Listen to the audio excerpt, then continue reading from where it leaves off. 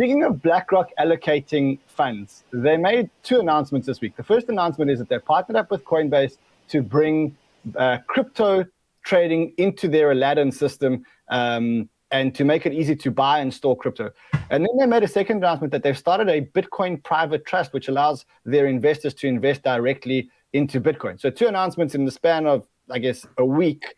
How big is this news around Aladdin and allowing their investment base to be deployed? I think you missed a third announcement from BlackRock and Fidelity simultaneously. They each put $200 million of equity into Circle in the F round at a $9 billion valuation, less a discount they got, which I'm going to assume is 15%.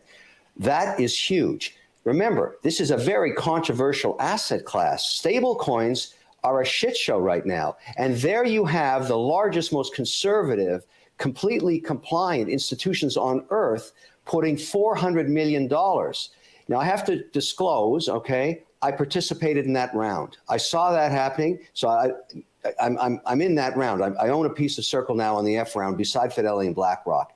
And I did it because I saw them going into it. I would have never have done that without the endorsement of such compliant SEC-regulated entities making a bet in the middle of a shitstorm on stablecoins. It's a turning point for crypto. That's what I think. So the turning point is the three pieces of news put together, just to get it all right. No, it's not just that. We're going to get regulation. Listen, we were supposed to get a policy just on stablecoins reviewed this month. They pushed it, and I'm talking about now on the Hill in Washington. They pushed it to September to consider it. You got to remember, there's Haggerty, there's Loomis, there's Toomey, and Toomey is going to retire in January. He wants to get one piece of policy done. He wants to get stablecoins regulated. And the policy they're putting forward, I've been spending a lot of my time in Washington on these bills. And I'm not the only guy doing this. And I'm totally transparent on my interests here. I want to get some kind of payment system for my global businesses when we're transferring cash. I want to use USDC between here and Geneva. We index. I have an indexing business. So we're constantly, every day, taking US dollars, ACHing it over to Zurich. They charge me a fortune for that. It takes 36 hours sometimes. Then they nip me on the FX trade when I go into Swiss francs and buy a Nestle or a Roche or whatever I'm buying to index it. And then they screw me again on the way out. I could completely eliminate that with a payment system. And everybody knows that. So there's a lot of utility. Second reason you got to be bullish here is this.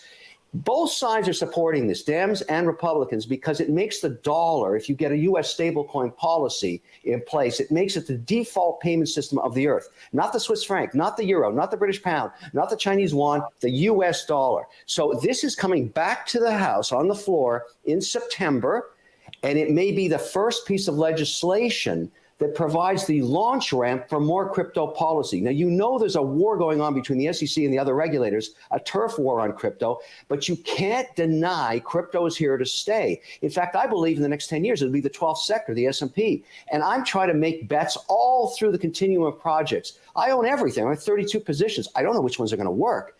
I don't need them all to work. I just need a few. Huge position in Ethereum, huge in Bitcoin, Solana, Polygon, Helium, Pollen, the new one I just took on. There's all kinds of projects. And the thinking for me is this. You go teach a class of MIT graduates in engineering right now. I do guest lecturing there. 1/3 of the class are entrepreneurial.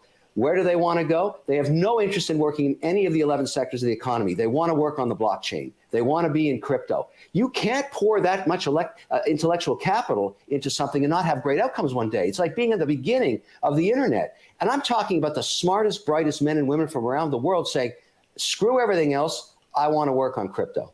Yeah,